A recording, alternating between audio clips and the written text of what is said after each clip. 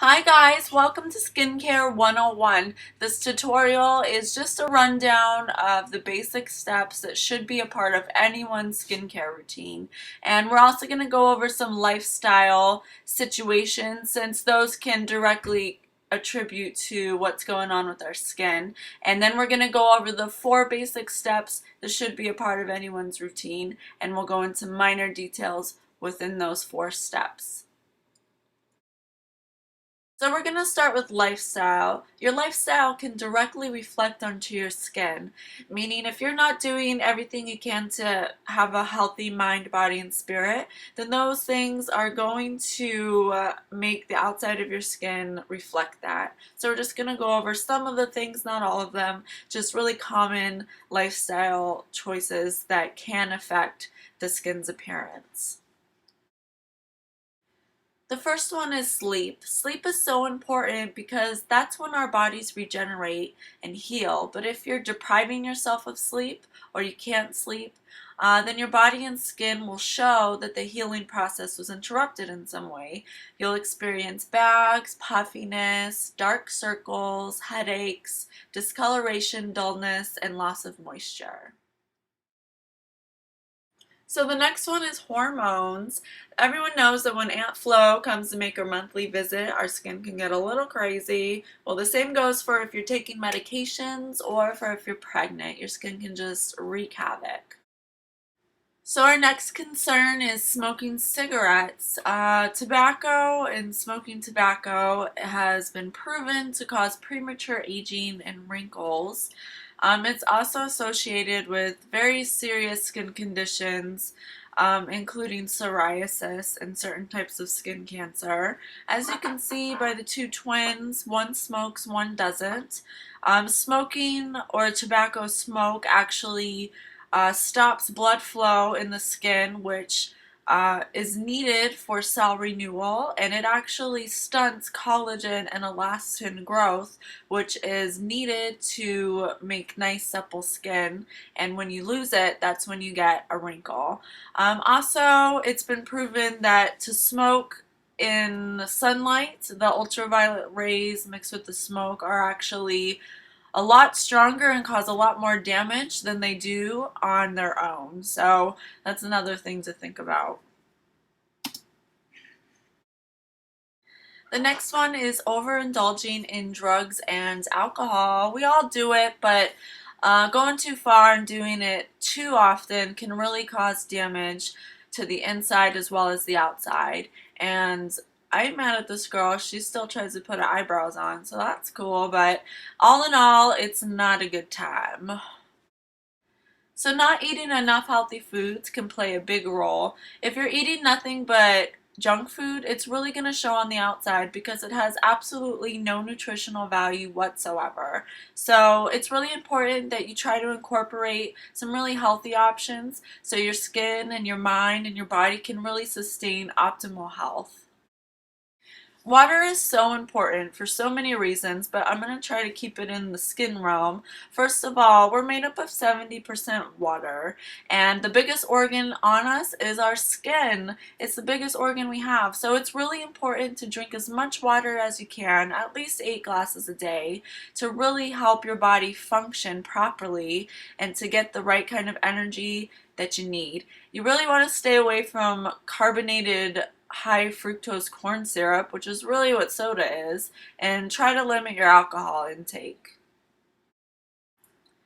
Prolonged exposure to the sun. I mean, we've all done it. We all like to lay out and have a nice tan body, but is it really worth it? At what price do we pay to have a couple moments of tan skin? Really, it causes so much damage and can really be harmful to you, and sometimes the damage can be irreparable. You can also get skin cancer. Sometimes it's benign, sometimes it's malignant. You just never know. It's like Russian roulette. Just whatever happens, happens. Now that we gotten through lifestyle, we're going to start delving into the actual skincare. So let's talk about different skin types. So the first one's dry skin, and I put sensitive into this too because usually sensitive skin types are dry. But you'll experience dullness, patchiness, redness, flakiness, tightness of the skin. The next one's combination. You kind of experience a little bit of everything, just like the word, a combination of everything. The next one's oily. I'm an oily skin type. I do get minor breakouts, but I mostly get oily. And the next one is oily acneic. You are prone to breakouts, blackheads, usually are very oily, have very clogged pores. And the next one is normal, which is when you're not dry, you're not oily, no acne, you're just in the middle. But you still need to take care of your skin because it won't last forever. Alright, and now it's time to get into the real action, the 4 steps to any skincare routine. Step 1 is to cleanse. Now, everyone should be cleansing their skin, and I'm not talking about with just some lukewarm water or with bar soap. That is a no-no. I hear that very often, but it is very important to choose a cleanser for your skin type, and you know you have the right cleanser when it deep cleanses, but it doesn't make your face tight or uncomfortable. You want your face to feel normal after you cleanse, not like you just stripped it of all its moisture and not like you still have an oil slick on your face. You want to be right in the middle. So confusion can occur when choosing a cleanser because there's so many different types and textures. So I've taken the liberty of showing you one each of good cleansers that I know have a high success rate that are every texture. So there's foams, gels, milks, creams, oils, pat or cloths. So all of these cleansers are for different skin types, but they all work well. But again, finding good skincare is just about trial and error because what could work for you might not work for someone else. But this is just a good stepping stone to get you where you need to go. So our step 2 is to treat, which usually involves your exfoliators and your serums. This step is mostly for addressing specific skin concerns and involves very potent or very concentrated ingredients. And FYI, using ingredients that we are about to talk about will make you purge, which means you will break out for about a 2 to 6 week process depending on who you are, but I call it the sacrifice. And it's totally necessary and unavoidable, and the reason why it happens is because these ingredients are meant to penetrate a bit deeper than your cleanser, so it's pulling dirt from deep down and the dirt has nowhere to go but out. This is another good reason why it's good to exfoliate. This is dead skin. When our cells turn over and renew themselves, the old ones die, and it's up to us to slew them off with our exfoliator. If you don't do it, you'll experience dry patches, clogged pores, breakouts, dullness, and you'll also probably be dry because your skin can't properly absorb hydration because it has a layer of dead skin that doesn't allow anything to penetrate. So enzymes are known for their abilities to break down the glue that holds the dead skin cells onto our skin, and they also help to accelerate the skin's natural exfoliation process, making it a little more effective. So it also strengthens skin with natural antioxidants and vitamins, and I feel like they're a really good alternative for very sensitive skin types since they're a little more gentle than chemical and physical exfoliators, which we'll get to in a minute. But there are 3 fruits that the most common enzymes are derived from, and the strongest is bromelain, which comes from pineapples, and the second is papain, which comes from papaya, and the third is protease, and that comes from pumpkins.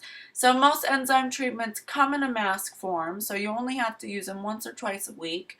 And I put some suggestions down that I know are very good and have gotten 4 more stars on Sephora.com. My personal favorite is the PTR Pumpkin Enzyme Peel. It smells just like pumpkin pie and it works so good. So the next type of exfoliator is chemical, and these have to do with your alpha and beta hydroxy acids. So let's start with alpha. AHAs are thousands of years old. They have been a known ingredient to rejuvenate skin. Even Cleopatra would bathe in sour milk because it's lactic acid for her complexion.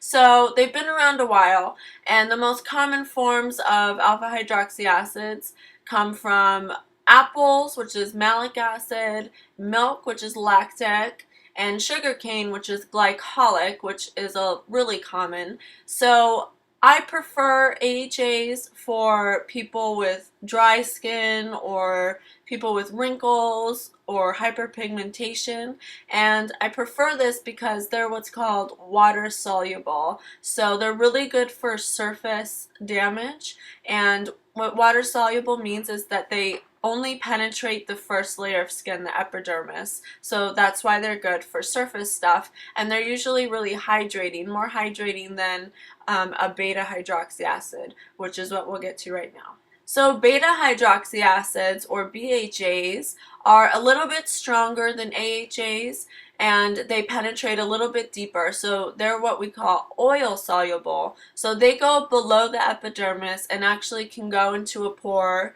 and unclog it and dissolve the sebum that's living inside. So that's why I prefer BHAs for more oily, acneic skin types, because they can go deeper. And what's also cool about BHAs is that they're usually anti-inflammatories and antibacterial, so that makes them even better for acne prone skin. But you do want to be careful when using a BHA because they are so strong. They can really dry out skin, and when you over irritate skin, you can really damage it and make things worse. So if you are using something with salicylic acid, which comes from the bark of the willow tree, then you want to, I would either use it every other day and at night only, or just use it in a treatment a couple times a week. And you might think you have to use it all the time just to see results, but really, if you use it a little bit at a time, you'll give your skin a chance to heal, understand what's happening, and then it'll take the next step for you. But you really just want to be careful when you do use So BHAs. I've taken the liberty of showing you some products that are awesome that all contain BHAs and AHAs. They're all great for all types of skin and concerns. They all address hyperpigmentation, wrinkles, hydration. I do suggest that the 2-PTR complexion products are mostly the best for really acneic skin types. Although they will work on all skin types, they are really great for acne. So physical, or aka mechanical exfoliants, use grainy ingredients to remove dead skin cells, but you want to take care when choosing this type of exfoliant, because if you choose wrong, you can create inflammation and you end up doing more harm than good. So if you are very acne prone and you have active acne, I would avoid using a physical exfoliant just because the grains can usually irritate your current breakout and spread the bacteria, causing more breakouts to occur. I would go for more of the enzymatic or the chemical.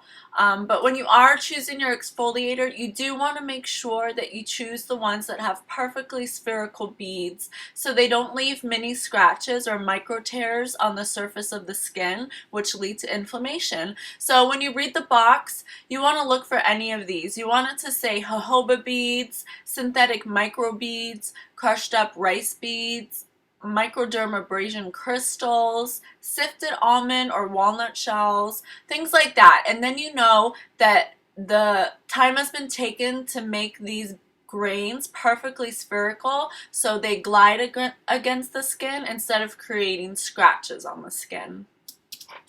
So here are 4 great options to choose from that are all physical exfoliators. And FYI, if you are using the St. Ives apricot scrub, I suggest that you stop, because those apricot and walnut shell grains are not rounded off so they're perfectly spherical. They're cut very jagged, so that will cause inflammation. If you'd like another alternative to that, the Ole Henriksen Walnut Complexion Scrub is amazing. He takes the time to put all of the grains inside of a sifter and mixes it back and forth at high speed, and that rounds them off. There's also the Clarisonic, which is a very popular option. It uses sonic technology to break up the dirt and lift it out of the pore. That is a type of physical exfoliation. And of course my favorite, the Kate Somerville, which I incorporate into my routine. It's physical, chemical, and enzymatic.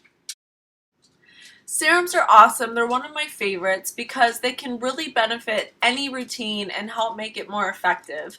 Using a serum not only helps your moisturizer to penetrate deeper, but it's also more concentrated than your moisturizer, so it amps up your routine, making it more effective with faster results. And serums are designed to address mostly specific skin concerns such as brightening, pores, fine lines, wrinkles, hydration, hyperpigmentation, etc. They're always very runny or watery in texture and only need one pump or a couple drops because, again, they're very concentrated, but once applied they're extremely slippery, so a little goes a long way. So I've put in front of you a bunch of different varieties of serums. They usually come in pumps or droppers. Again, they target specific skin concerns, so choose what you want to concentrate on and find a serum for that concern. So step 3 is to hydrate. Moisturizing is like feeding your skin. If you don't feed it every day, twice a day, it can starve and start to be malnourished. Your skin can only take care of itself for so long before it starts forgetting what it's supposed to do. It's up to us to teach it what we want it to do for us. And some women think that moisturizing is what's breaking them out or making them oily or that they don't need it, but it's quite the opposite. If you don't have the proper moisturizer for your skin type, or if you're not even using one, your skin will think it's drying up and it will overcompensate for the lack of hydration that it's not receiving. And that's when you start to experience blemishes, breakouts, oiliness, dry patches, dullness, tightness, because it's unbalanced. So it's up to you by means of trial and error to find a moisturizer that makes you and your skin happy. So when applying your moisturizer, you want to make sure that you're pressing and rolling into the skin with your fingertips. You don't want to be rubbing your moisturizer in vigorously, because if you think about it, if you're rubbing it in twice a day, every day for years and years, you're going to teach your skin to go down and your moisturizer won't absorb properly. So when finding a moisturizer, you really want to analyze what skin type do you fall under. Are you dry, oily, combo, sensitive, acneic, all of the above? There's going to be a moisturizer for you, but it's really all about reading the labels, knowing what they're for, knowing the texture. Gels are for oily skin, creams are normally for dry skin, oils are for all skin types. So you really have to do trial and error to figure out what your specific skin needs are. I can't say for sure what's going to be good for you because if you haven't tried it, you just will never know. So I just want to address oils real quick since they are my favorite and they're also the most misunderstood. Essential oils are awesome because they're chock full of vitamins, antioxidants, and essential fatty acids. So you're getting all the benefits of a moisturizer without all the fillers. Also, oil actually helps to break down dirty oil, reducing breakouts and controlling oil. And since they're also an inflammatory, they help with sensitive skin and they help reduce redness. And they also help to maintain your lipid barrier, so it's totally anti-aging and it's restorative as well as preventative. So our fourth and final step in our routine should be to protect. It is so important that we have a moisturizer or a foundation that has a broad spectrum SPF. SPF stands for Sun Protection Factor, and there are two types of rays that we need protection from, and the first is UVA, which stands for ultraviolet aging, and it's responsible for most skin damage such as premature wrinkles, sunspots, hyperpigmentation, skin cancer, sagging, leathering of the skin, or what we call photoaging. And this is actually amplified if you are a smoker. So UVB stands for ultraviolet burning. So those are the rays that actually cook the skin and make you look burn or tan.